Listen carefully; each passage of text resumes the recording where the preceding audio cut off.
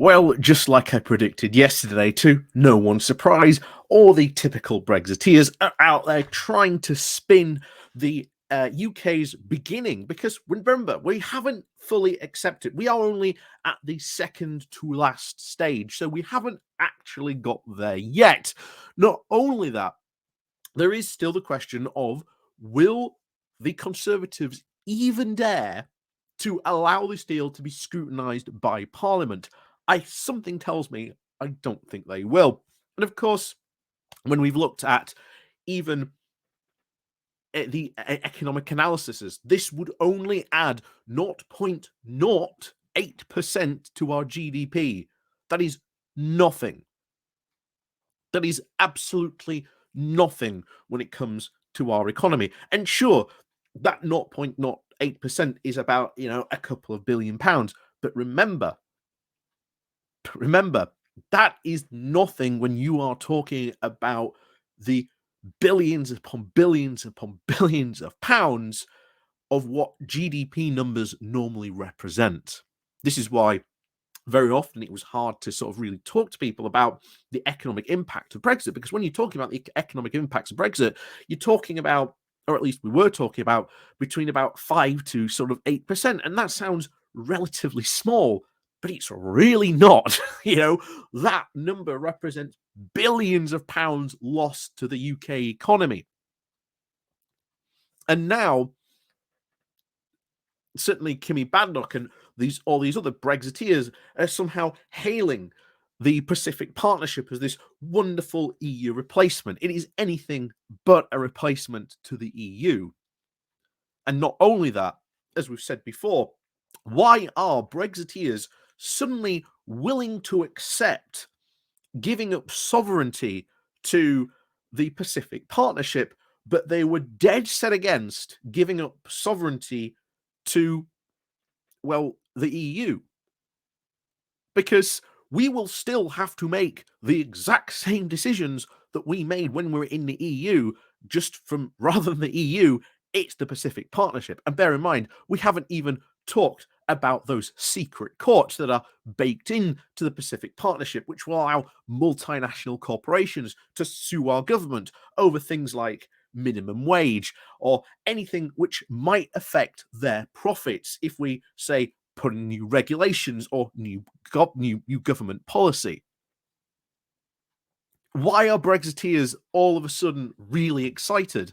I'll tell you why, because this is very much the last gasp of those free market fundamentalists. This was their original idea, that this would be able to join this and we would be able to completely decimate all our rules and regulations. And bear in mind, there is a lot of questions the government still has to ask of if we do join the Pacific Partnership. What about that Windsor framework that we've just signed? Because all of a sudden, that might call that into question. Not only that, what about all those level playing field provisions that we signed up to with the EU, with their withdrawal agreement? And of course, they've been making very dubious claims. The fact that apparently now 99% of all our exports to these Pacific Partnership companies are now all tariff-free. Again, that's not true. Just like we were meant to have tariff-free access continuing after we left the EU with this supposed new withdrawal agreement. That never happened. So we're going to go back to an article first written back when these initial talks still happened, because here's the thing. All this that he's talked about in this article, even though this was written back in 2001, all of this still very, very much applies. Like, that hasn't, what this article says about the Pacific Partnership still has not changed. And it says very clearly, this is not a risk worth taking. So we're going to go dive into this and find out more about what's going on, because, trust me, we are about to find, I think, an awful lot about this Pacific Partnership. And very, very quickly, I think there's going to be a lot of interesting questions, I think, raised about this trade deal, because not a lot of people, from what we've seen so far, seem to be very happy about it. Like, the Brexiteers are in a jubilant mood, trying to sort of run around doing victory laps, but it's the usual lies that we've heard before, and they're not backing up with any evidence. They're just saying, oh, it's going to be this, but that's not true. Again, David Frost in the Telegraph just an hour ago released a very interesting assessment, which we'll probably go over later. But anyway, I want to go over this because its criticisms of us joining are still very relevant and still applicable today. So let's go over this. But before we do that, like I say, please do remember to click the like, share, and subscribe button. And of course, down below, links to the Patreon page and the War of Donation link called Buy Me Coffee, where you can buy me coffee. There's a YouTube thank you button. And of course, the Pony Club down below as well. Right, on we go to the conversation. So the title of The UK wants to join a Pacific trade deal. Why that might not be a risk worth taking. The UK government has begun negotiations. Like I said, I did say this was about in 2001, hence you see the picture of Liz Truss, of negotiations to join the Comprehensive Progressive Agreement for Trans-Pacific Partnership, suggesting that joining this trade pact is a positive result of Brexit. The Pacific Partnership, as the name implies, is an agreement on trade and related issues between 11 countries which border the Pacific: Australia, Brunei, Canada, Chile, Japan, Malaysia, Mexico, New Zealand, Peru, Singapore, and Vietnam. And of course, you may see the point which we talk about all the time: trade, a distance in trade still matters. All those countries are in the Pacific or have access to Pacific. We are not in the Pacific. So it is the result of the revision of a prior agreement, a Trans-Pacific Partnership, after the Trump administration withdrew the US from negotiations and scuppered the fledgling deal. It is highly unlikely that joining the Pacific Partnership will make a significant difference to the UK's post-Brexit economic prospects. Joining this mega trade agreement will require the UK to make the kind of difficult compromises that it frequently objected to when it was an EU member. It will also bring UK exporters very limited additional benefits, both in the absolute and compared to EU competitors, and risk drawing the UK into increasingly complex Asia-Pacific geopolitical dynamics. So since it left the European Union, the UK has obstinately been signing trade deals thick and fast. However, these early agreements with countries like Vietnam, Japan, and Norway were, quote, grandfathering deals, renegotiations with countries whom the country had already had market access to with agreements by virtue of EU membership. And as with trade, with these relationships were already quite free, negotiating such deals was much less complex than entirely new agreements which required additional concessions. The Pacific Partnership is different from the other UK trade deals because the EU is not a member of this pact, nor has it ever expressed any interest in becoming one.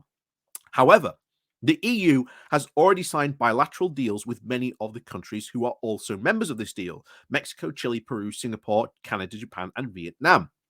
And the EU is also in active negotiations with Australia and New Zealand, where the progress has been encouraging by the mood, and the mood music is positive. The only members of the Pacific Partnership whom the EU currently doesn't have existing or potential free trade agreements are Malaysia and Brunei.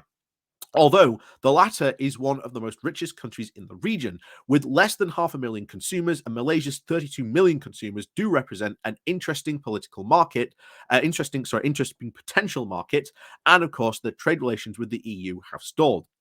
So joining the Pacific Partnership could potentially bring economic benefits, reducing the cost of trade, usually increases the flows of the common language, which the UK shares with several signatories. It is a factor of traditionally that favours trade. It would also result in better market access for UK companies to the markets of Malaysia and Brunei than the EU competitors. But even the progressive economic impacts of increased trade with these markets are likely to be limited because of gravity. And we've talked about gravity before, now how important this actually is. So, like two planets floating in space, the attraction of one economy for another is a function of their size and distance between them. A country's closest trading partner is more often than not not its neighbor. The gravity model of trade is one of the most robust in the economics. It is gravity as much as politics. That explains why less than 8% of the UK's exports go to these Pacific Partnership countries. And that tiny and the tiny island has consistently been more important markets for UK companies than China. The UK is simply not a Pacific nation, and opening markets to such as Malaysia, with more than 10,000 kilometers away, is unlikely to result in a major increase in trade.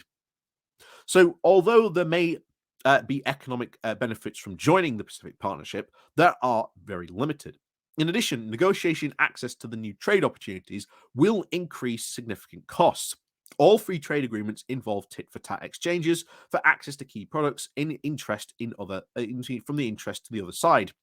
The UK has argued that now that it's free from its EU partners, it will be easy for them to agree new free trade deals as they no longer have to worry about other members' pet industries, such as French agriculture. But the UK also has very sensitive industries, worried about the impact of increased competition and varying product standards on their livelihoods.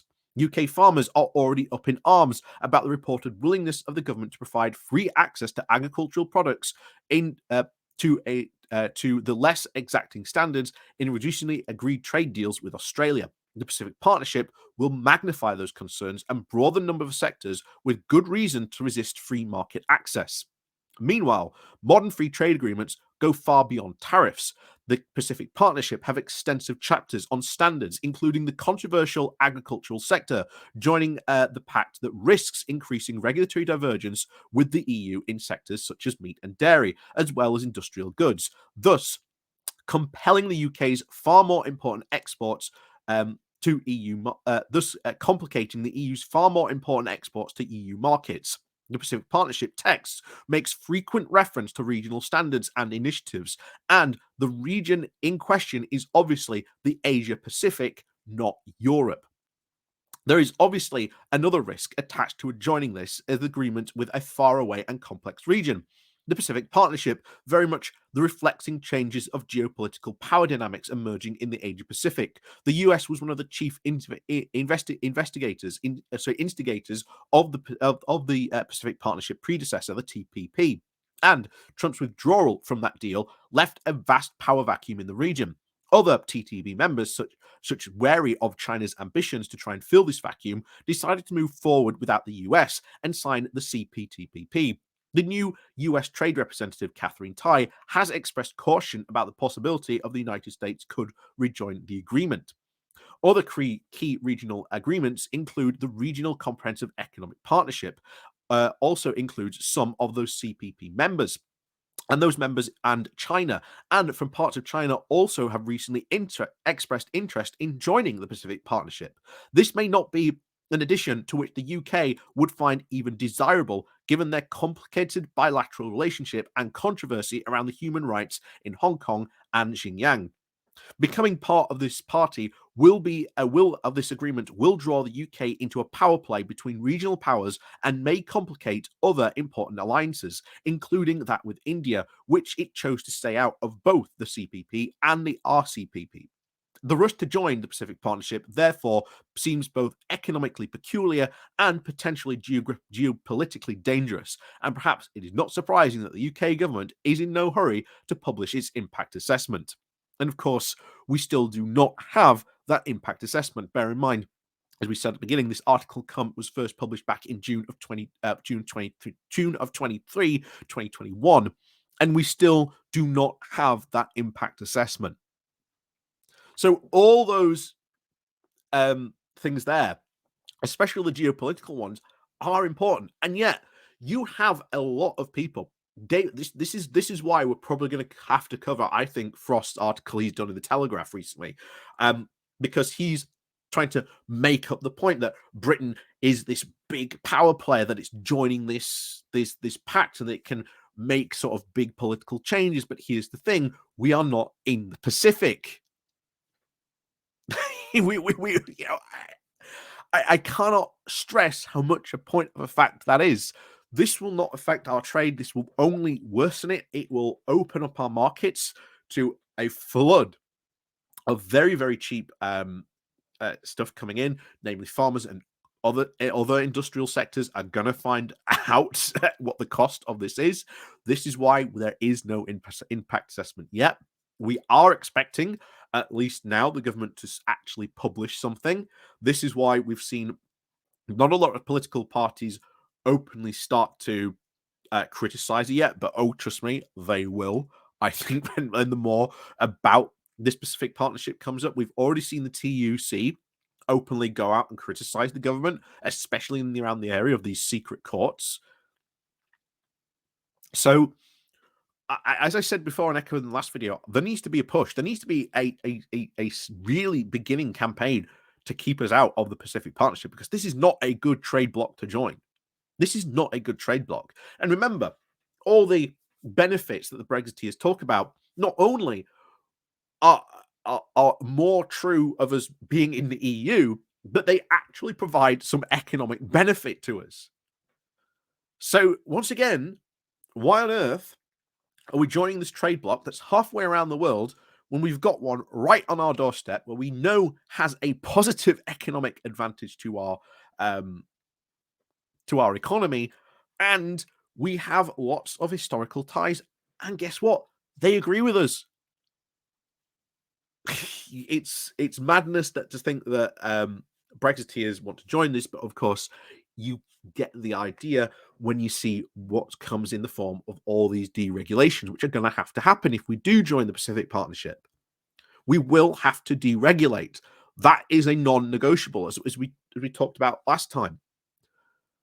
Joining the Pacific Partnership and all its deals and all that comes with it is non-negotiable.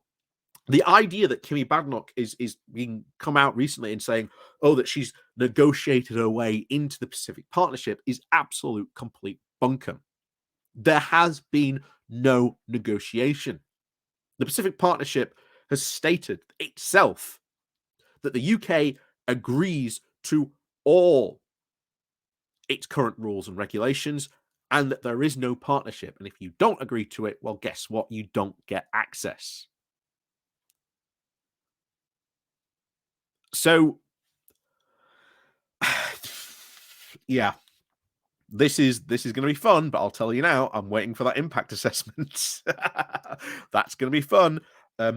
If I were the opposition party now, or any oppositions of this, I would be pushing for that impact assessment to be released, especially before they try to push any vote or anything like that, because this deal needs to be massively scrutinized by Parliament, because the second Parliament starts scrutinizing this deal, that's when all of this is going to fall to pieces. That's why the Brexiteers are currently out there trying to constantly running around in circles, crying about how important this is, how this is a massive Brexit victory. It's really not.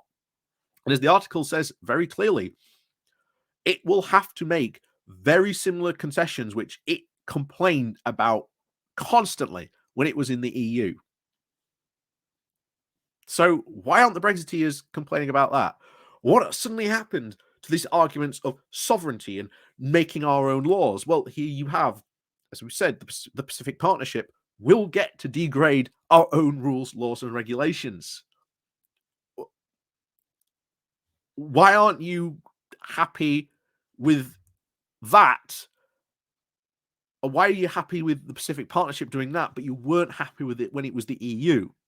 Is still the question that should be put to all these people celebrating this ascension to the Pacific Partnership. It's not.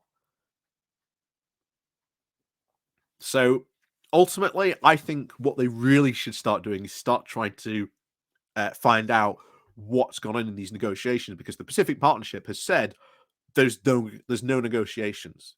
You either accept it or you don't. But Kimmy Badenoch has been coming out saying, oh, yes, we've negotiated all this fantastic stuff. We've negotiated our way in. Well, what have you negotiated, considering the Pacific Partnership has been saying, yeah, there's no negotiations.